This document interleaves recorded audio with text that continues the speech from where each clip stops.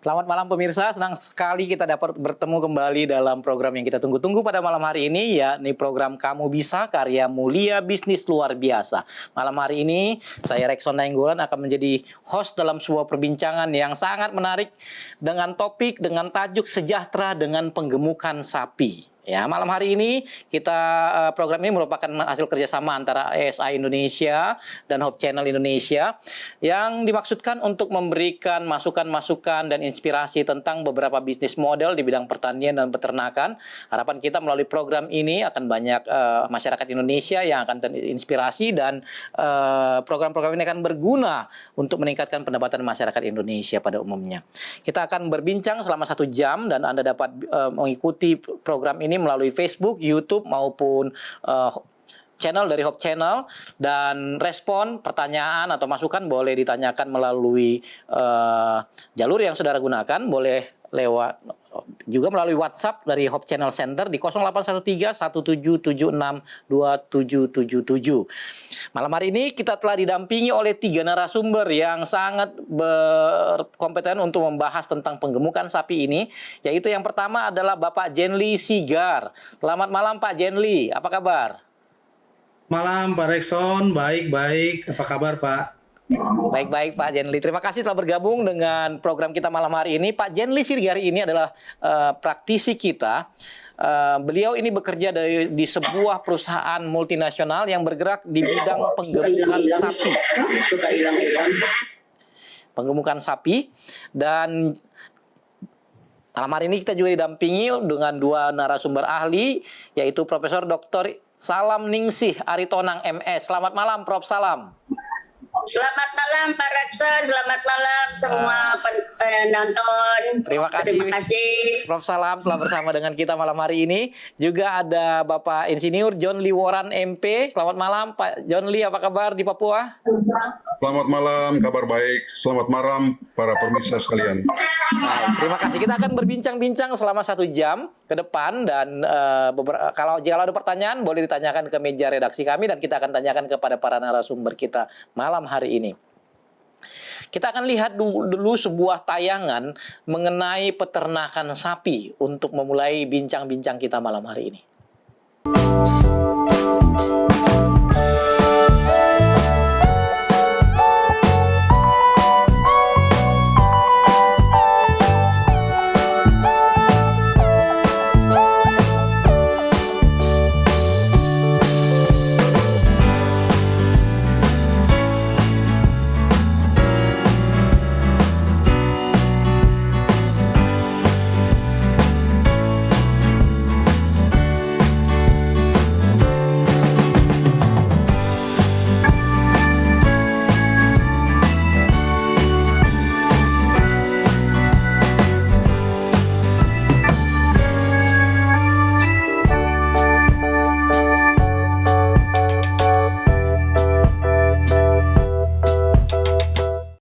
Pemirsa, itulah tadi sebuah tayangan tentang sebuah peternakan sapi yang merupakan binaan dari Bapak Insinyur John Lee Woran di Papua. Yang kita lihat tadi adalah sapi Bali ya. Tapi kali ini kita akan berbicara tentang penggemukan sapi dengan jenis yang lain dengan Pak Jenly Sigar sebagai narasumber kita. Pak Jenly, boleh ceritakan apa yang perusahaan Bapak lakukan di daerah Bapak dan bagaimana bisnis modelnya Pak tentang penggemukan sapi ini? Jadi untuk di Indonesia sendiri Pak Rekson, yang saya ketahui bahwa sebagian besar dari feedlot ya untuk perusahaan yang memang bergerak di penggemukan sapi, umumnya penggemukan sapi ini kita akan mengimpor sapi dari luar. Dan untuk saat ini memang mayoritas sapi yang diimpor itu adalah dari Australia, walaupun memang ada beberapa kesempatan dari pemerintah untuk membuka beberapa negara ya, termasuk dari Amerika Latin, tetapi ada kendala-kendala yang dihadapi pada saat ini, yaitu ya pada saat pandemi ini, kemudian jarak yang begitu jauh kalau memang dari Amerika Latin. Sementara untuk sapi dari Australia sendiri adalah sapi yang berjenis Brahman Cross. Nah, sapi Brahman Cross ini memang yang paling cocok untuk dikembangkan atau digemukkan di Indonesia, karena Brahman itu sendiri adalah sapi yang berasal dari India. Kemudian cross ini artinya disilangkan dengan sapi-sapi yang berasal dari Eropa. Tetapi pada umumnya memang sapi-sapi ini sudah banyak dikawin silangkan di Australia.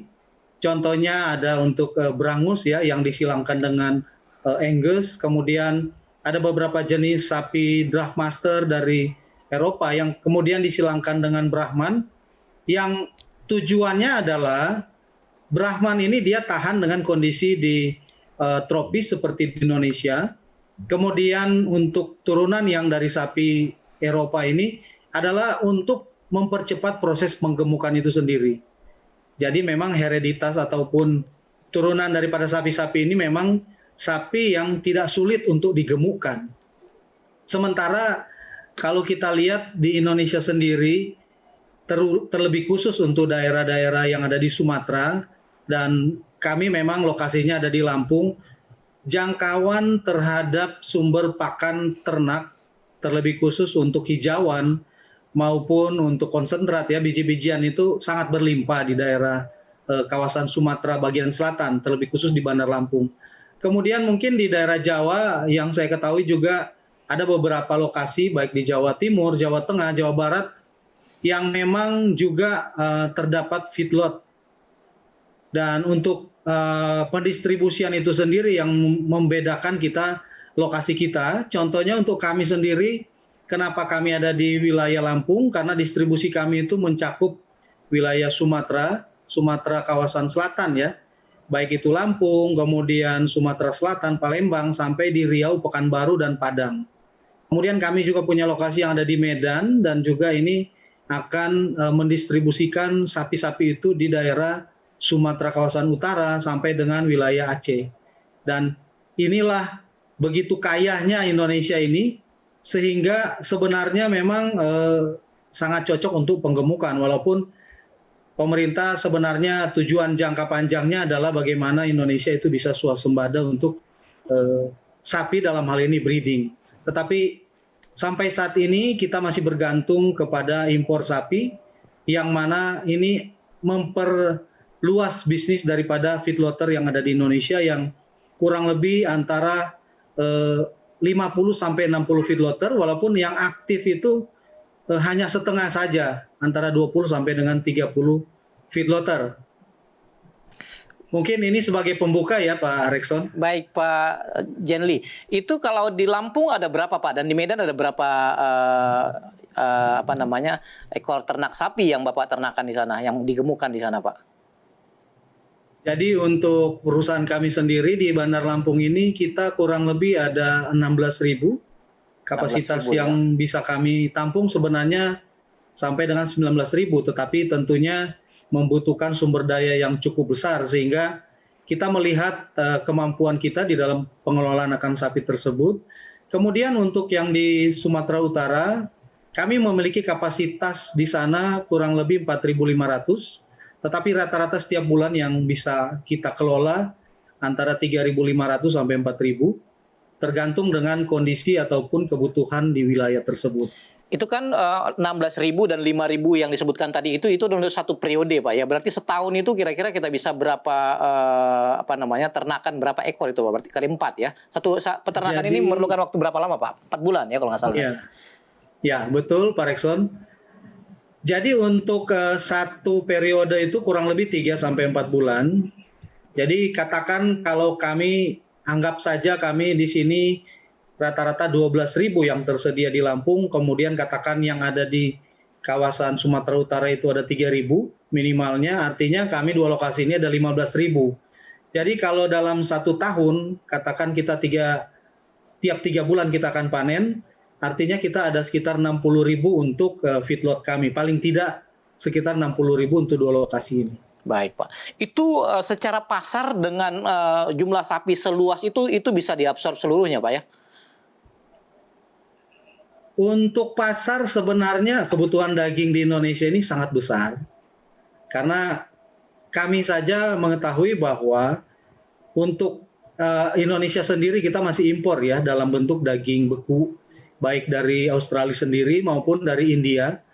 Dan melihat kondisi saat ini sebetulnya kebutuhan pasar itu sangat luar biasa, dan tentunya dengan demikian kami untuk sapi-sapi yang ada di dua lokasi ini sangat terserap untuk pasar yang ada di kawasan Sumatera, maupun saat ini distribusi kami sampai dengan daerah Jawa Barat, DKI, dan juga perbatasan dengan Jawa Tengah.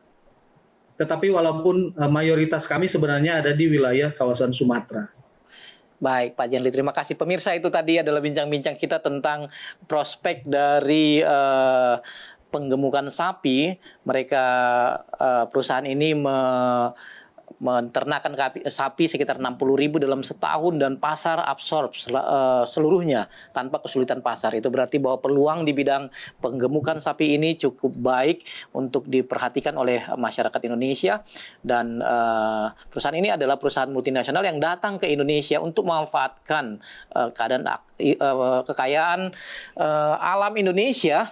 Nah, menjadi tantangan bagi kita adalah bagaimana kita menggunakan kekayaan alam kita sendiri menjadi sumber income bagi masyarakat kita. Kita akan lanjutkan bincang-bincang ini kembali ke Pak Jenli. Pak Jenli, boleh barangkali dijelaskan, tadi telah dijelaskan itu kan 4 bulan ya Pak ya, dan kita masih impor dari Australia dengan jenis Brahman Cross tadi itu. Boleh dijelaskan Pak, waktu kita impor itu kira-kira ternak ini umur berapa dan berat berapa, dan ketika kemudian kita jual dalam usia 3 atau 4 bulan itu bisa di berat sekitaran berapa Pak untuk jenis Brahman Cross ini Pak? Ya, jadi pada saat diimpor memang kita membagi hanya 2 jenis ya Pak ya. Pada saat itu ada jenis jantan atau steer, kemudian ada jenis betina, heifer, tetapi memang berdasarkan ukuran-ukuran sapi. Jadi kalau ada jantan yang besar itu kita sebut bull. Kemudian untuk heifer, ada yang heifer yang sudah pernah dia melahirkan, jadi bentuknya itu sudah agak tua, jadi kita sebut itu cow. Kemudian kita pada saat ini juga mengimpor untuk buffalo, yaitu kerbau dari Australia, dan rata-rata untuk berat yang diimpor itu kurang lebih 300 kilo. Jadi anggap saja selama 120 hari kalau kita rata-ratakan kenaikan berat badan per hari itu adalah 1,75 kilo, maka dalam 120 hari itu akan menghasilkan kurang lebih 210 kilo. Jadi pada saat kita impor 300 kilo, jangka waktu kurang lebih 120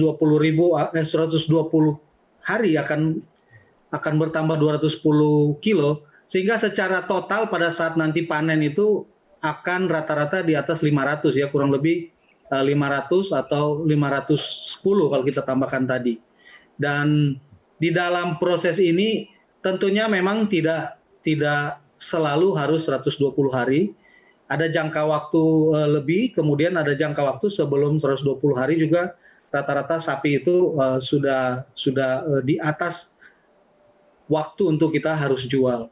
Karena memang tantangan juga adalah pada saat nanti dia sudah terlalu berat, pembeli ataupun RPH yang mana mereka tidak menginginkan sapi yang lemaknya terlalu banyak ya. Memang dia butuhkan lemak, tetapi lemaknya mereka lebih suka tidak terlalu banyak, sehingga karkasnya itu mereka tidak terlalu rugi pada saat mereka jual kepada pedagang pengumpul daging. Baik, Pak Jenli, saya ingin masih lanjutkan ke Pak Jenli sebelum kita berdiskusi dengan dua narasumber ahli kita yang lain. Tapi coba kita tanya dulu Pak Jenli. Pak Jenli, ini kan 4 bulan Pak Jenli, dan cukup besar modal untuk ini. Barangkali boleh kasih hitung-hitungan Pak, dalam 4 bulan ini kita butuh biaya berapa rata-rata per 1 unit sapi ini, dan kira-kira dalam 4 bulan ini secara hitungan uang, tadi kan Bapak sebutkan bisa naik berat badannya sekitar 1,7 ya per hari rata-rata. 1,75 ya, per hari. Ya. Kilogram pemirsa ya. Nah kira-kira kalau dalam hitung-hitungan uang dalam 4 bulan ini per unit sapi itu kira-kira bagaimana hitungannya Pak Jenli? Jadi mungkin biar gampang ya, pada saat kondisi saat ini memang agak tinggi harga beli sapi kami, karena memang nilai tukar kita dengan Aussie dollar maupun US dollar itu cukup tinggi pada saat ini. Anggap saja saat ini katakan per kilogram harga sapi impor kami terima di kandang itu katakan 50.000. untuk satu ekornya. Jadi kalau rata-rata kami mengimpor di berat 300 kilo, artinya harga impor kami itu sampai di kandang itu ada 15 juta per ekor sapi. Jadi dalam proses penggemukan ini kita sudah ada cost-nya adalah harga impor itu sendiri 15 juta. Nah, kalau di penggemukan itu sendiri, kita punya standar untuk biaya per hari. Jadi standar ini adalah kita sudah menghitung pakannya, kemudian kita tentunya punya tenaga kerja, dan kita punya biaya-biaya operasional dan lain-lain sebagainya. Dan kira-kira rata-rata kami di dalam satu hari untuk memberi pakan untuk kenaikan 1,75 tadi itu kita membutuhkan cost sekitar 30.000 per kilo untuk kenaikan 1,75 kilo. Jadi kalau katakan kita anggap 120 hari, kita kali 30.000 itu kurang lebih 3.600.000 ya. Jadi dari awal sampai dengan dia panen di 120 hari itu, biaya yang kita keluarkan per ekor sapi itu kurang lebih 3.600.000. Kalau kita tambahkan tadi dengan 15 juta, berarti kita punya total biaya sebesar kurang lebih 18.600.000. Jadi COGS-nya inilah ya kalau di accounting.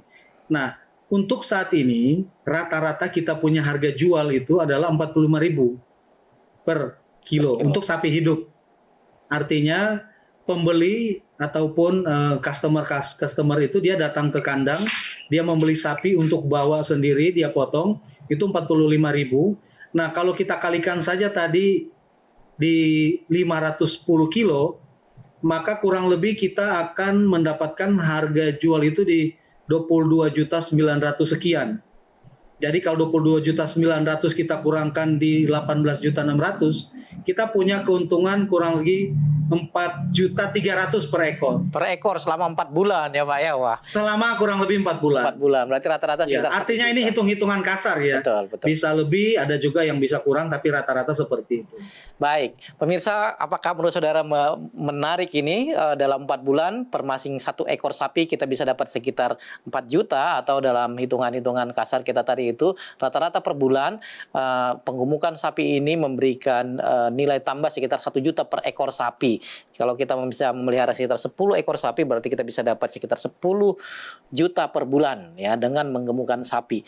Nah, saya ingin kembali ke Pak Jenly dulu nih. Ini saya ingin tahu, kita gali sedikit lebih dalam sebelum kita kepada narasumber ahli kita. Pak Jenly, kenapa mereka harus kirim untuk digemukkan di Indonesia? Kenapa mereka nggak gemukan saja di Australia sana dan kemudian kalau seandainya mau jual kemudian kirim dalam bentuk sapi yang sudah siap untuk dikonsumsi, apakah daging atau sapi yang sudah gemuk barangkali. Kenapa harus digemukkan? Mereka memilih menggemukkan di Indonesia sebagai ganti menggemukkan di Australia, Pak Jenly. Jadi kalau kita perhatikan dari penjelasan saya tadi, harga kita untuk mengimpor saja saat ini kan sudah kurang lebih 50.000 ya. Oke. Kadang 52.000, tapi saya rata-ratakan 50.000. Sedangkan kalau kita perhatikan harga jual kami ke customer itu 45.000. Jadi kadang-kadang orang memang bingung kenapa harga beli sapi kita itu lebih mahal daripada harga jual. Nah, inilah memang rahasianya. Karena kalau kita impor utuh, katakan kita impor utuh untuk kita jual langsung di sini, tentunya kita akan rugi karena biaya-biaya di sana itu lebih mahal dibandingkan dengan di sini. Kita punya begitu banyaknya hijauan, kemudian konsentrat ya biji-bijian yang seharusnya lebih istilahnya cost-nya itu bisa lebih kompetitif dibandingkan kalau memang kita impor dari Australia yang langsung siap untuk dijual kembali. Memang tantangan yang lain juga karena nilai tukar dan lain sebagainya. Tentunya ini yang menjadi opportunities kita di Indonesia. Karena di dalam perhitungan tadi, pada saat kita menaikkan dia 1,75, itu kita hanya membutuhkan biaya 30.000. Nah, inilah yang menutup biaya tadi, yang mana pada saat kita beli 50.000, pada saat kita menggemukkan dia itu hanya 30.000 dan naik 1,75, ini yang menjadi keuntungan kita di Indonesia dalam proses penggemukan itu sendiri. Baik, nanti kita akan bicara tentang pakan ya Pak Jenli. Tapi ini menarik ya pemirsa. Saya pernah melihat sebuah film tentang dua suku di daerah Tibet yang berperang untuk memperebutkan padang gembalaan. Dua suku ini benar-benar berperang memperebutkan padang gembalaan. Cerita yang sama juga pernah dicatat dalam Alkitab yang menceritakan beberapa peternak memperebutkan padang gembalaan. Di Indonesia menjadi ironis karena di Indonesia itu hijauan atau rumput-rumput hijau itu justru kita bunuh, tidak manfaatkan. Malah sebaliknya perusahaan Australia datang ke Indonesia untuk memanfaatkan hijauan kita. Itu artinya ada peluang besar di bidang peternakan sapi yang selama ini kita masih overlook. Kita akan berbincang dengan para narasumber kita. Pak, saya ingin ke Pak John Lee dulu sebelum ke Prof. Salam. Pak John Lee, berdasarkan keterangan yang disampaikan Pak John Lee tadi, apa yang ingin Bapak sampaikan kepada pemirsa kita malam hari ini, Pak John Lee? Ya, benar. Kalau kita menggemukkan sapi di Australia, kemudian mendatangkan dalam bentuk sapi hidup yang sudah bobot hidupnya 1 ton lebih, tidak efisien. Itu yang pertama. Kemudian yang kedua, kebijakan-kebijakan yang berlaku dalam ekspor-impor itu juga menjadi kendala. Dan yang ketiga adalah sampai hari ini memang negara kita masih tetap bergantung pada negara lain termasuk Australia untuk mendatangkan sapi dalam rangka memenuhi kebutuhan konsumen akan daging sapi. Sejak tahun 2010 yang lalu, pemerintah Indonesia sudah berupaya untuk swasembada daging sapi, tapi itu juga tidak tercapai. Kemudian diperpanjang tahun 2014 yang lalu, ternyata juga tidak tercapai. Dan sampai hari ini, ketergantungan kita terhadap impor itu masih tetap berlaku. Dan salah satu cara yang dilakukan oleh pemerintah adalah memberikan keleluasan kepada swasta untuk memasukkan sapi impor. Dalam bentuk yang tadi sudah disampaikan oleh Pak Janli, dalam bentuk steer atau jantan muda, dan juga dalam bentuk heifer atau betina yang sudah pernah melahirkan atau beranak. Kemudian yang menjadi persoalan sekarang adalah Indonesia punya kekayaan alam yang sangat luar biasa. Kemudian kalau kita garap lahan-lahan kita di Indonesia untuk menanam rumput unggul seperti rumput gajah atau Penicetum purpureum, ataupun rumput raja Penicetum purpureopedes dan Panicum maximum, ini adalah rumput-rumput unggul yang betul-betul memiliki kualitas yang sangat tinggi dalam hal gizi yang dibutuhkan oleh sapi, terutama untuk usaha penggemukan atau fattening. Oleh karena itu, untuk membuat supaya usaha penggemukan itu bisa berhasil, maka lahan-lahan kelihatannya terputus. Kita ke Prof. Salam dulu. Prof. Salam, berdasarkan bincang-bincang kita dengan Pak Janli tadi, apa yang ingin Ibu sampaikan kepada pemirsa kita? Oke, ya memang seperti tadi dipermasalahkan, kita kalau menggemukkan di sana terlalu mahal ongkosnya, biayanya, sehingga jatuhnya akan semakin tinggi biayanya, harga jualnya terlalu mahal ya. Dan memang kita sekarang masih tergantung pada Australia, karena Australia lah yang negara yang terdekat, karena sapi, produksi sapi nasional tanpa mengimpor kita baru memenuhi 60% saja. Ya, jadi kekurangannya yang 40% itulah yang kita datangkan dari Australia. Kita tidak sembarang mengimpor sapi karena kita harus melihat negaranya yang harus sudah terbebas dari penyakit menular. Indonesia sudah diantaranya antraks ya. Antraks itu kita sudah bebas sudah lebih dari 40 tahun lebih, dan termasuk Australia sudah bebas. Jadi itu makanya pernah terjadi perdebatan sampai ketua MK, presiden PKS masuk sekolah ya, itu gara-gara akan menandatangani sapi impor dari negara yang belum bebas penyakit. Jadi itu yang harus diikuti, tidak sembarang impor ya, harus dilihat negaranya apakah sudah bebas penyakit menular yang bersifat zoonosis yang ditularkan lewat Jadi kalau orang makan dagingnya itu akan tertular dan itu perlu panjang waktu lagi kalau sampai terjadi lagi, itu yang paling diperhatikan. Jadi memang kita ketergantungan impor tuh masih sampai dan sekarang, karena seperti dikatakan oleh Pak John Lee, sampai dan tahun 2014 tujuan swasembada daging tidak tercapai sehingga tidak menjadi target lagi, tapi tetap menjadi tujuan kita, capaian kita. Jadi saya waktu 10 setahun 100 hari pemerintahan SBY kedua, saya diundang untuk ikut di Ragunan, untuk ikut serta untuk dalam rapat untuk bagaimana untuk supaya tercapai swasembada daging 2014 itu. Saya katakan berdayakan peternak-peternak lokal, ya, karena peternak lokal walaupun kepemilikannya hanya 2-5 ekor, tapi itu jumlahnya banyak. Nah, mereka sampai sekarang berternaknya hanya bersifat sebagai tabungan, belum mentargetkan bahwa tahun depan harus anaknya seberapa, belum sampai. Nah, karena apa? Karena bersifat tabungan sehingga pencurahan dalam peternakannya tidak terlalu sepenuhnya makanan asal.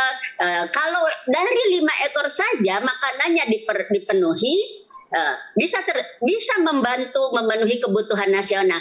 Tapi lebih dari 5 ekor lagi mereka sudah tidak sanggup karena waktunya kurang, harus cari tenaga kerja lagi. Itu jadi masalah lagi bagi petani, karena di kita ini adalah petani, bukan peternak, petani yang beternak.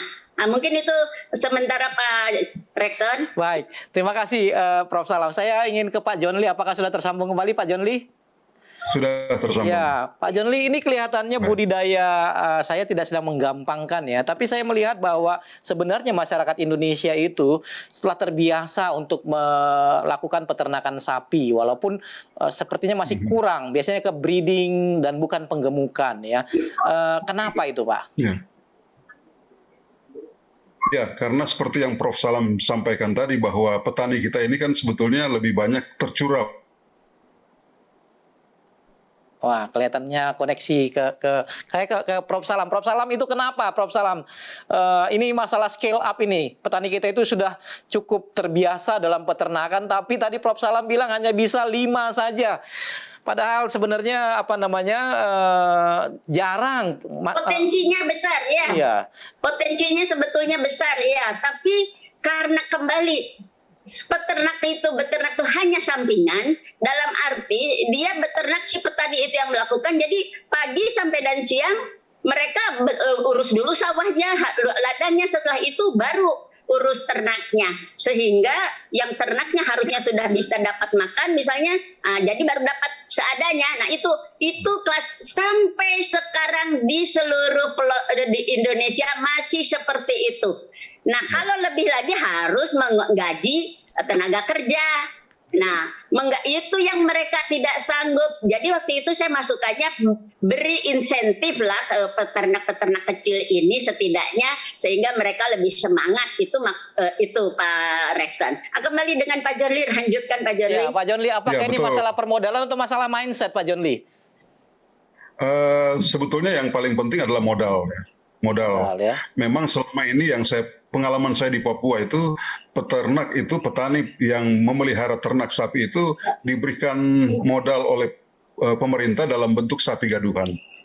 Dan di sana dibuat pembagian setelah sekian lama, katakanlah setelah 5 tahun, kemudian pemerintah memberikan sapi kepada peternak itu, katakanlah 5 ekor sapi, 1 jantan 4 betina, tapi dalam 5 tahun kemudian maka peternak yang bersangkutan sudah harus bisa menyetor katakanlah 3 ekor kepada pemerintah, kemudian sisanya menjadi milik peternak. Dan ini waktunya sangat lama, belum capai 5 tahun, kadang-kadang mereka sudah menjual karena mereka didesak dengan kebutuhan sehari-hari. Makanya beternak itu harus dibarengi juga dengan usaha pertanian, sehingga kebutuhan keluarga petani ini bisa dipenuhi lewat menjual komoditas pertanian yang sifatnya jangka pendek. Sementara komoditas ternak ini sifatnya jangka panjang. Memang lama tapi pada akhirnya akan mendapatkan keuntungan yang lebih besar. Baik. Jadi termasuk juga mindset. Jadi pola pikir mereka itu harus kita arahkan untuk meyakinkan bahwa usaha peternakan betul-betul usaha prospektif, tetapi harus dengan sabar, kemudian butuh waktu yang cukup lama. Seperti itu. Baik, terima kasih Pak John Lee. Kenapa saya tanyakan demikian, pemirsa? Ini bagi saya sangat menarik kenyataan ini bahwa kita memiliki hijauan yang sangat luas di seluruh Indonesia, dan ternyata petani Indonesia juga sudah terbiasa beternak, tetapi selalu dalam skala kecil, ya. Agak susah kita untuk scale up. Untuk itu mungkin ada hal yang perlu kita perhatikan dalam hal ini. Yang menjadi concern pemerintah maupun para pemangku kepentingan lain. Namun ada sebuah pertanyaan di sini, saya kepada Pak Jen Lee dulu. Pak Jen Lee, ini ada sebuah pertanyaan nih Pak Jen Lee. Kira-kira kalau kita memulai usaha ini dalam skala yang paling kecil Pak Jen Lee, itu kira-kira bagaimana mulainya? Kira-kira butuh modal berapa? Ini pertanyaan dari Bapak Ringkot di Jakarta. Oke.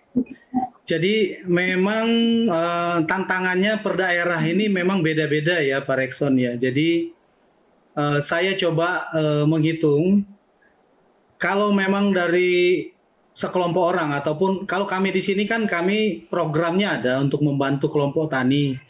Tetapi dalam program ini sebenarnya bukan penggemukan, tetapi lebih dari kita memberdayakan sapi-sapi yang kita impor itu, yang harusnya dia itu tidak, artinya sudah disteril dan tidak ada kemungkinan terjadi sapi bunting, tetapi pada kenyataannya ada sapi bunting sekian persen, sehingga setahun rata-rata kami itu membantu petani itu kurang lebih 200 sampai 400 sapi dalam bentuk pedetan, di mana kita bikin semacam kolaborasi ya, kerjasama dengan petani ataupun kelompok tani. Jadi selama ini kami memberikan, katakan satu orang itu sekitar 3 atau 4 sapi indukan yang dalam kondisi bunting, kemudian kita suplai mereka makanan, kemudian pada saat nanti dia melahirkan dan selesai proses penyapihan itu sesudah 6 bulan, biasanya kita akan hitung-hitungan dengan petani, di mana petani memberikan semacam biaya kompensasi ke perusahaan, selama artinya 40% dan 60% itu yang menjadi bagiannya petani. Jadi sebenarnya mereka diuntungkan, karena kalau katakan kita hargai pedetan itu atau calf anak sapi itu 5 juta, kalau bagian yang dia harus ganti rugi ke kita itu sekitar 40%, artinya ya 2 juta. Dan dia sudah dapat modal untuk satu anakan sapi. Dan itu yang kita lakukan di perusahaan. Tetapi kalau kita sebagai wira swasta yang bisa kita katakan, mungkin yang pertama yang harus kita pertimbangkan adalah karena dalam proses penggemukan kita butuh kandang, biaya yang cukup besar di awal itu adalah bagaimana kita membuat kandang bagi sapi kita. Dan ini bergantung pada ukuran lokasi yang ada. Mungkin kalau kita ada tanah di belakang rumah ataupun mungkin dekat kampung ada kebun itu, ya misalnya kita rancang untuk 10 ekor sapi, ya kalau di Lampung ini kira-kira kurang lebih sekitar 5 sampai 10 juta untuk kandangnya. Tapi ini kan biaya awal ya, biaya initial investment-nya. Kemudian untuk memudahkannya kita mungkin akan membeli sapi BX, tapi X impor ya, yang lebih kecil, rata-rata dia 200 kiloan, di sini kira-kira ada. Nah kalau dia 200 kiloan, kalau kami kan secara corporate itu kita bisa beli 50.000, tapi mungkin kalau perorangan atau per kelompok itu mereka agak lebih mahal, katakan 60.000 dia per kilo. Jadi kalau kita 200 kilo kali 60.000 berarti ada 12 juta untuk modal sapi yang kita beli per ekor. Nah, kalau saya bisa hitung-hitung, karena memang ini berbeda dengan perusahaan yang mereka sudah settle, dia punya istilahnya formula untuk bagaimana mencampur antara hijauan dan juga untuk pakan-pakan konsentrat, biji-bijian, sehingga bisa menghasilkan pertambahan berat di atas 1,5 kilo.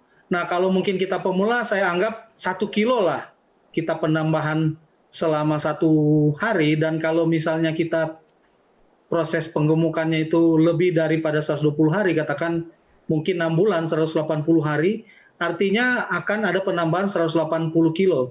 Dan biasanya kalau perorangan ini cost-nya justru lebih rendah. karena kita nggak perlu ada operasional perusahaan, kita nggak perlu bayar direksi, manajer, dan karyawan lainnya ya. Jadi mungkin kita bisa hitung-hitung, ada beberapa contoh yang pernah kami temukan juga bahwa kalau kami cost-nya itu sekitar 30.000 per hari, sepertinya kalau perorangan dia bisa mengatur itu, kurang lebih cost-nya itu setengah dari itu, katakan 15.000. Jadi kalau kita hitung-hitung saja 15.000 itu kali 180 hari, atau katakan 20.000 lah supaya lebih gampang, itu kita akan mendapat cost sekitar 3.600.000. Jadi kan total cost sampai dengan 180 hari itu sekitar 15.600.000. Nah kalau dia ada penambahan sekitar 180 kilo sampai dengan katakan 200 kilo, itu kalau saya hitung-hitung harga jual kita itu sudah di atas 18 juta, mungkin 19 juta lah katakan. Artinya kita sudah punya profit sekitar ya kurang lebih 2,5 juta sampai 3 juta lah ya. Tapi ini sebenarnya lebih bagaimana kita bisa mendapatkan atau sebenarnya akses kita terhadap pakan-pakan hijauan dan juga pakan-pakan konsentrat tadi. Karena yang saya ketahui di wilayah Sumatera dan mungkin di Jawa, seperti yang sudah dijelaskan Pak John Lee tadi, mereka juga bisa membudidaya untuk, kalau kami di sini ada untuk king grass-nya atau odot, kemudian yang saya ketahui ada juga yang saat ini membudidayakan, mungkin Prof. Salam bisa tambahkan, yaitu indigo vera. Jadi ini indigo vera ini yang lagi booming ya, yang lagi tren sekarang indigo vera. Sekarang ini, jadi dia bisa meningkatkan proses penggemukan. Nah, indigo vera ini setahu saya cost-nya itu bagi perusahaan itu agak tinggi kalau kami. Tetapi kalau individual itu hasil penggemukannya lebih maksimal, tetapi biaya operasionalnya lebih rendah. Seperti itu. Jadi bisa menekan yang biaya-biaya tadi, sehingga walaupun secara perbandingan dengan corporate itu mungkin agak di bawah sedikit, tetapi overall kita sebenarnya keuntungannya sudah lumayan ya untuk ukuran kita sebagai pengusaha pemula. Jadi seperti itu. Jadi kalau saya hitung-hitungkan tadi, initial investment kita harus bangun kandang karena mereka harus ada wadahnya dan kita harus buatkan tempat untuk dia makan. Kemudian nanti kita harus ada sering membersihkan sehingga lantainya itu harus bersih karena yang saya ketahui agak sensitif ini sapi-sapi penggemukan ini kalau lantainya itu kotor. Jadi kita membutuhkan cor-coran lah ya yang tidak terlalu permanen tetapi paling tidak memudahkan untuk dibersihkan. Kemudian wadah ini kita bisa membuat wadah yang pada saat kita memberikan minum kepada sapi juga artinya tidak merusak akan pakan tadi. Jadi ini hal-hal penting yang bisa menjadi masukan bagi kita yang akan memulai usaha sapi karena selain kita memberikan pakan yang bagus, minum juga sapi itu penting karena ini juga bisa membuat dia punya proses rumennya itu di dalam proses penggemukannya itu akan memberikan hasil yang lebih maksimal kalau kita memberikan air bersih pada saat sapi itu ingin minum. Jadi kalau saya lihat pemula tadi kita paling tidak keuntungannya kurang lebih antara 2,5 juta sampai 3 juta per ekor pada saat kita nanti proses sampai dengan 6 bulan. Baik, terima kasih Pak Jenli. Pemirsa, kita akan lanjutkan diskusi ini, sangat menarik sekali ya tadi. Nanti Prof. Salam juga akan menjelaskan tentang jenis apa tadi yang disebutkan, nanti boleh dijelaskan. Namun kita akan rehat sejenak untuk melihat sebuah tayangan berikut. Sementara tayangan ini akan disampaikan, kami ingin memberikan pesan di sini bahwa saudara dapat memberikan pertanyaan lewat WhatsApp di Hope Channel, di call center Hope Channel Indonesia di 0813 1777 62777 atau melalui YouTube atau Facebook yang saudara gunakan sebagai media dalam acara ini. Kita akan rehat sejenak. Aduh, udah putar 2 kali nggak dapat parkiran kosong nih. Itu.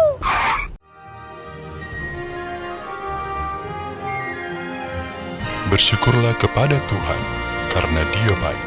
Belas kasihannya sampai selama-lamanya.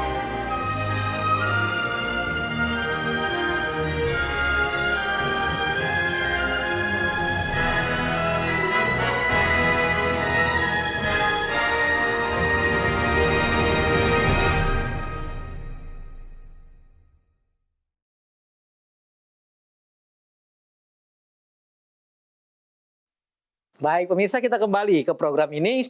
Saya ingin ke Prof. Salam. Tadi ada jenis sapi Indigo Vera ya, kalau nggak salah disebutkan. Nah, Prof, boleh barangkali dijelaskan juga, ada juga sapi limousin gitu ya. Tadi Pak Jenli menggunakan Brahman Cross. Barangkali boleh dijelaskan kembali, Prof, tentang jenis-jenis sapi ini dan keunggulannya masing-masing, dan yang mana yang lebih cocok digunakan di lahan wilayah Indonesia ini, Prof. Salam. Jadi untuk diralat dulu Pak Rekson, yang Indigo Vera itu bukan jenis sapi, jenis hijauan. Oh, jenis hijauan. Legium. Ya, okay, ya, itu yang sekarang sedang tren ditanam, memang mudah menanamnya dan itu proteinnya tinggi, itu bisa membantu kebutuhan konsentrat maupun hijauan. Nah, jadi Indigo Vera itu nama jenis hijauan sekarang sedang tren. Okay. Sedangkan jenis-jenis sapi, selama itu adalah sapi ada genetisnya tropis, itu bisa saja Pak Rekson, ya. Jangan murni sapi Eropa. Brahman Cross itu udah tropis dan Eropa, jadi itu udah bisa, ya. Nah, kalau untuk mencari lagi yang ini, ya Brahman yang crossnya itu dengan apa, itu bisa saja di Indonesia, karena itu sudah kelebihan dari sapi tropis itu, dia tahan dengan cekaman panas, tahan dengan ekstrim ya, temperatur ekstrim, dan tahan dengan hijauan yang istilahnya untuk sapi subtropis. Untuk sapi Eropa dia tidak mau. Nah, untuk ini mau dia, ya. Jadi untuk pemula seperti Pak Jenli Sigar ini, jangan takut, dengan usaha penggemukan itu tidak akan pernah rugi, ya. Untuk penggemukan, bukan breeding, ya, karena resiko kematiannya rendah, yang pasti akan ada penambahan berat badan, ya. Nah, untuk peternak yang kecil, yang dalam jumlah yang tidak terlalu banyak yang bisa dikerjakan sendiri, seperti tadi kata Pak Jenli, walaupun pertambahan badannya tidak sebesar pertambahan berat badan yang dari Eropa itu, tapi cost-nya dihitungnya jadi lebih rendah karena tidak harus bayar tenaga kerja. Ransum bisa sekarang diberdayakan adalah limbah-limbah pertanian, ya. Limbah-limbah pertanian di sekitar peternak itu sudah mulai banyak dimanfaatkan untuk menekan harga. Jadi untuk bangsa sapi, Pak Rekson, kalau itu masih ada genetis tropis, untuk di Indonesia bisa saja. Kalau limousin, terima kasih. Kalau mungkin ada tambahan dari Pak Jonli. Ada pertanyaan di sini, Prof, juga dari Pak Stanley. Limousin itu sapi Prancis. Cocokkah di Indonesia? Kurang ini, dia kurang untuk temperatur. Subtropis, dia daerah dari subtropis, dalam arti temperatur di daerah Indonesia tropis itu kurang ini, adaptasinya kurang. Adaptasinya kurang, ya. Baik. Ya, kecuali sudah di cross. Hasil crossnya dengan sapi tropis. Baik, saya ingin ke Pak Jonli nih ya. Ini tentang pertanyaan juga dari Pak Stanley. Pak Stanley katanya tadi kurang cocok di Indonesia ya, kecuali mungkin ada teknologi khusus yang akan dikembangkan nantinya ya. Lalu namun untuk pemula mungkin kurang ini. Saya ingin ke Pak Jonli. Ini tentang pakan ini Pak. Nanti barangkali ya kita akan juga bertanya ke Pak Jenli ya. Pak Jonli dan Jenli ini memang agak dekat namanya. Nah tapi ada istilah dry fattening dan ada pasture fattening. Kira-kira apa perbedaannya Pak, dan kira-kira yang cocok dikembangkan di Indonesia itu apa itu Pak? Ini ada konsentrat dan lain-lain. Nah untuk penggemukan untuk dapat hasil yang optimum, kira-kira apa yang bisa dilakukan oleh petani? Mungkin kombinasi dari dry fattening ini dengan pasture fattening ini, apakah bisa harus kombinasi atau boleh masing-masing kita pilih? Di Indonesia kan banyak hijauan, apakah bisa hanya hijauan saja atau harus menggunakan konsentrat Pak Jonli? Baik, untuk penggemukan harus kombinasi antara hijauan segar, ya, kemudian dicampur dengan konsentrat. Nah, hijauan segar ini tadi saya sudah sebutkan bisa rumput gajah, rumput raja, kemudian rumput panikum, bisa sorghum, kemudian bisa juga limbah-limbah pertanian termasuk jerami. Nah, terputus lagi. Pak Pak Jenly, kalau Bapak mungkin boleh jelaskan tentang pakan yang Bapak gunakan di sana, Pak. Barangkali bisa di-share sedikit ke petani Indonesia, peternak Indonesia, Pak Jenly. Jadi seperti yang sudah digambarkan oleh Pak John Lee tadi ya, jadi memang untuk proses penggemukan ini penting sekali untuk kita mengkombinasikan antara hijauan dan juga konsentrat-konsentrat yang terdiri dari biji-bijian. Memang kalau di perusahaan mereka lebih kompleks kita mengolahnya karena selain mungkin biji-bijian yang umum ya seperti katakan jagung, kita juga menggunakan kedelai dan lain sebagainya untuk pemenuhan protein daripada hewan tersebut sehingga pada saat dia proses penggemukan ini kita bisa mendapatkan istilahnya berat badan yang maksimal. Ya. Pak John Lee bisa tambahkan lagi. Betul. Ya, jadi silakan, saya Pak kira John Lee. seperti itu. Jadi yang paling penting bukan hanya hijauan, walaupun memang ternak sapi ini pakan utamanya adalah hijauan, tetapi kalau untuk penggemukan harus ada konsentrat atau juga ampas tahu ya. Kemudian tadi Prof. Salam sudah sampaikan juga dalam kondisi-kondisi tertentu di tempat-tempat yang ada kebun kelapa sawit, lumpur sawit juga itu sebagai bahan baku untuk pakan untuk penggemukan sapi. Tetapi yang paling gampang adalah hijauan segar yang sudah kami sebutkan tadi ditambah dengan konsentrat. Dalam takaran tertentu, kemudian kita sudah bisa hitung, maka bobot badannya akan naik sampai dengan 1,5 kilo, 1,5 kilo sampai dengan 2 kilo. Kalau sapi simental memang ada di Indonesia yang mereka datangkan, sapi limosin ada, tapi dalam jumlah yang sangat terbatas. Dan kemarin setelah saya lihat di video yang mereka tayangkan, bobot badannya bisa mencapai 2 kilo dalam satu hari, simental dengan limosin. Tapi memang mereka jaga betul kondisi suhu lingkungan setempat di kandang yang betul-betul tertutup, dan itu sangat luar biasa. Tapi apa yang dilakukan oleh Pak Jenly saya kira sudah sangat bagus. Dengan menggunakan Brahman Cross, dia sangat sangat cocok untuk wilayah Indonesia, wilayah tropis ya. Kemudian kalau Brahman Cross ini kita silangkan dengan sapi-sapi Eropa, itu juga akan sangat bagus ya. Misalnya di-crosskan dengan simental dengan limosin, maka bobot badannya akan menjadi semakin cepat ya peningkatannya ketika kita memberikan asupan kebutuhan gizi lewat pakan yang kita siapkan, itu betul-betul akan menjamin peningkatan bobot badan yang lebih stabil.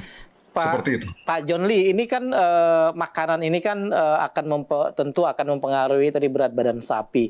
Seandainya ini kita berandai-andai, ini konsentrat ini kan tambahan makanan yang tentu akan membutuhkan kos yang cukup besar bagi peternak. Sementara hijauan itu adalah kita bisa dapatkan secara gratis lah kalau kita sebutkan di lahan Indonesia yang banyak. Seandainya kita benar-benar menggunakan pasture fattening, kita hanya penggembalakan saja di sana. Apakah untuk dapat tadi 4 bulan, seandainya kita menggunakan waktu 8 bulan, kira-kira apakah itu akan bisa berapa lama yang dibutuhkan perbandingan waktu ya antara tadi menggunakan konsentrat dengan kalau seandainya benar-benar murni dilakukan dengan menggunakan hijauan yang telah tersedia secara gratis di alam terbuka Indonesia, Pak? Ada pernah buat penelitian tentang hal itu, pandangan? Aduh, ini lagi Prof. Salam, bagaimana Prof. Salam? Oke, saya bantu. Ya, silakan. Untuk yang pasture ya, untuk kondisi di Indonesia karena daerah tropis kurang maksimal hasilnya karena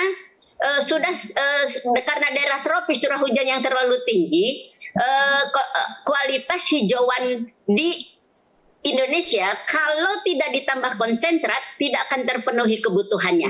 Karena mau diberikan sebanyak-banyaknya hijauan tersebut untuk memenuhi kebutuhan protein tidak bisa juga karena sudah kenyang, bulky istilahnya. Jadi tetap pada pasture tetap ada ditambahkan konsentrat. Lain halnya di daerah subtropis. Daerah subtropis kualitas hijauannya karena udaranya tidak setinggi kita, sehingga di kita ini curah hujan terlalu tinggi, akhirnya mineral juga tererosi, lalu curah hujan sinar cahaya matahari terlalu tinggi sehingga cepat dewasa, sehingga baru setinggi berapa sudah berbunga. Kalau sudah berbunga protein tidak bisa meningkat lagi. Nah, itu masalahnya Pak Rekson. Untuk kondisi di tropis di daerah Indonesia, kalau hanya pasture saja kurang maksimal hasilnya untuk penggemukan. Benar. Nah, boleh ditambahkan Pak Jonli? Ya, dan memang waktunya agak lama ya. Jadi kalau misalnya kita bergantung hanya pada hijauan saja, waktu penggemukan akan menjadi lebih panjang untuk mencapai bobot badan yang kita inginkan. Tapi kalau kita tambahkan asupan dengan konsentrat, waktunya akan lebih singkat dan pertambahan bobot badannya akan lebih cepat. Saya kira begitu. Oke. Apakah membuat konsentrat ini bisa dilakukan oleh petani, Pak? Bisa. Ya. Oh, bisa. Bisa. Kira-kira bisa kasih contoh, Prof. Salam, apa yang bisa dilakukan petani untuk buat konsentrat ini? Bisa. Untuk menghemat biaya, beli aja bahan bakunya. Nanti ada dilihat susunannya untuk berapa nanti jagung, berapa ini, ada nanti komposisinya itu. Tinggal mereka campur. Modalnya beli aja mesin mixer dan chopper. Itu aja. Bisa. Itu untuk menghemat biaya. Oke. Prof. Dan memang banyaknya mereka sudah bikin sendiri Pak Jonli, Pak Rekson. Jadi mereka beli bahan-bahannya dia campur sendiri. Baik. Dan untuk lebih ininya dicampur juga konsentrat yang sudah komersil. Untuk lebih banyak mereka sudah lakukan itu. Baik, Pak Jonli, ada yang mau tambahkan? Pak Jonli, apakah ini petani bisa membuat konsentrat sendiri untuk menghemat biaya? Sangat bisa, karena bahan baku untuk membuat konsentrat sangat banyak tersedia di Indonesia. Ya, jadi misalnya ampas tahu, kemudian dedak, ya bekatul, kemudian ditambah dengan tepung darah, tepung tulang, kemudian ikan teri dan lain sebagainya, itu sangat-sangat kaya. Kita sangat banyak. Hanya kita perlu membuat formula yang memang sesuai untuk penyusunan ransum atau penyusunan konsentrat ini untuk bahan makanan tambahan bagi ternak sapi yang akan kita gemukkan. Sangat banyak. Baik. Pak Jenli, kalau seandainya petani Indonesia, peternak Indonesia mencoba buat konsentrat, kira-kira bahan apa yang Bapak sarankan untuk digunakan, Pak? Untuk menambah berat badan. Jadi mungkin ya bagi kami yang harusnya lebih dikenal oleh petani itu ya konsentrat yang ada di sekitar. Jadi seperti disampaikan oleh Pak Jonli tadi dan Prof. Salam, mungkin bagi petani kan tidak asing untuk katakan jagung, kemudian mereka bisa giling dan dia bisa mixer dengan hijauan. Kemudian ada bekatul. Ini sebenarnya bahan-bahan yang sehari-hari mereka kenal. Kemudian yang mungkin yang saat ini yang belum sempat ditambahkan adalah gaple misalnya ya, ataupun kita mengenal onggo. Onggo itu adalah bahan sisa pada saat memproses tepung tapioka. Dan kalau di Lampung ini sangat banyak kita punya pabrik-pabrik tapioka sehingga limpahan onggo ini sangat banyak dan cukup murah pada saat ini. Ya, jadi sebenarnya banyak konsentrat atau biji-bijian yang bahan lokal sudah dikenal oleh petani itu sendiri. Hanya bagaimana mereka punya naluri untuk dia memformulasikan yang cocok dengan sapi, karena pengalaman kami rupanya sapi-sapi ini kita harus ada pendekatan mungkin humanis juga. Seperti manusia, walaupun kami dengan Pak Jonli sama-sama dari Manado, saya tidak suka pedas, Pak Jonli mungkin suka. Jadi sapi pun demikian. Nah, ini yang dibutuhkan oleh petani pada saat dia memformulasikan, karena walaupun sapinya sama, beda taste-nya itu mereka kadang-kadang bisa berbeda, sehingga ini mungkin jadi masukan kalau kita mau memformulasikan konsentrat itu, dia juga harus secara individu atau secara humanis bisa melihat bagaimana proses makan daripada sapi yang dia pelihara tersebut. Baik, terima kasih. Saya ingin ke Pak Jenli dulu nih. Pak Jenli, ini kan selain tadi disebutkan jual dagingnya. Padahal selain keuntungan daging, kita mendengar juga bahwa kotoran sapi itu dapat digunakan sebagai pupuk. Apakah perusahaan Bapak juga di sana ada by-product yang lain selain daging, Pak, yang bisa dijual? Untuk kotoran memang saat ini kami tidak terlalu mengembangkan potensi pupuk ya, walaupun sebenarnya cukup besar kalau di kami. Dan saya rasa juga bagi petani itu sendiri ini adalah salah satu peluang juga bagi mereka karena pupuk hewani ini kan dibutuhkan juga pada saat proses tanam, ya katakan pada saat mereka juga berkebun dan juga bercocok tanam. Jadi walaupun mereka harus artinya fresh manure ini tidak bisa langsung digunakan, tetapi harus ada proses juga pendinginan sehingga pada saat nanti dia siap itu bisa digunakan. Dan ada juga peluang lain sebenarnya, walaupun sebenarnya tidak terlalu harus membutuhkan proses teknologi yang lumayan, walaupun saya yakin ada beberapa daerah di Jawa yang mereka sudah melakukan ini, yaitu mereka membuat semacam energi dari biogas dari kotoran sapi ini, dan ini bisa membantu untuk rumah tangga yang katakan ada di lingkungan sekitar kalau di kampung ya. Artinya biogas secara sederhana ada dari dinas-dinas terkait yang mereka bisa membantu petani ini untuk katakan membuat biogas secara sederhana. Jadi kurang lebih seperti itu Pak Rekson.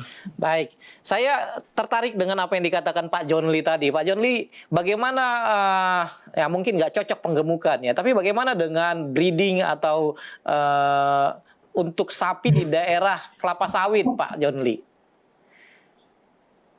Ya, sapi yang di daerah kelapa sawit saya kira sangat cocok karena sapi bisa mensuplai kotoran untuk kesuburan lahan di satu sisi, limbah sawit itu juga bisa menjadi pakan tambahan buat sapi. Seperti misalnya limbah sawit, kemudian daun-daun sawit itu kalau kita masukkan ke chopper itu bisa kita formulasikan dia untuk menjadi bahan pakan yang bisa digunakan untuk pakan ternak sapi. Dan memang harus seperti itu. Dalam pengembangan sapi yang diintegrasikan dengan kelapa sawit itu sangat cocok di Indonesia karena lahan sawit Indonesia sangat luas, sehingga kalau misalnya ada sapi di dalamnya akan menjadi sangat lengkap lah petani itu. Baik. Kemudian yang berikut yang paling penting juga adalah sebetulnya lewat acara kita pada malam hari ini kita bisa mengajak para petani kita untuk bisa mengambil bagian untuk usaha penggemukan ini, karena banyak perusahaan yang ada di Indonesia dalam skala-skala besar, dan perusahaan saya kira mereka mau untuk menjadi bapak angkat untuk membina peternak-peternak kita menjadi peternak dalam bentuk plasma, sehingga populasi ternak kita akan meningkat dengan cepat dan produksi daging juga akan meningkat. Dan permintaan daging untuk negara Indonesia itu akan juga tercukupi. Baik. Hanya dengan jadi kita perlu merangkul para peternak, para petani ini agar mereka betul-betul tertarik untuk bisa melaksanakan usaha penggemukan sapi. Baik, terima kasih Pak John Lee. Pemirsa, tidak terasa kita sudah 1 jam lamanya berbincang tentang potensi pengembangan sapi, penggemukan sapi, dan kita melihat sangat menarik sekali diskusi kita bersama dengan 3 narasumber kita tadi. Di akhir acara ini kami ingin mengatakan bahwa mengingatkan bahwa sebenarnya potensi peternakan ini sudah cukup baik sejak zaman dahulu. Kita mengenal di beberapa kitab suci, Abraham, Daud, dan beberapa yang lain, mereka mengukur keberhasilan secara ekonomi dengan jumlah sapi yang mereka miliki. Itu artinya, itu berarti bahwa potensi peternakan sapi sudah sangat baik dan sejak zaman dahulu sampai sekarang. Dan berdasarkan keterangan yang kita dengar tadi bahwa pasar Indonesia masih sangat terbuka, bahkan kita masih import dan peluangnya sangat besar. Untuk itu kami berharap agar kiranya perbincangan malam hari ini dapat menjadi sebuah inspirasi baru bagi masyarakat Indonesia, sehingga kita mau mencoba melirik usaha pengembangan penggemukan sapi yang ternyata dapat memberikan manfaat ekonomis yang cukup baik bagi masyarakat kita. Sangat disayangkan kalau hanya perusahaan asing multinasional datang ke Indonesia untuk melakukan usaha ini, tapi kita hanya menjadi penonton. Atas nama kru Hope Channel dan ASI Indonesia, kami mengatakan kamu bisa, mari kita melihat peluang ini dan Tuhan memberkati kita. Sampai bertemu pada acara dan program yang berbeda pada minggu depan, di Selasa minggu depan. Tuhan memberkati. Kamu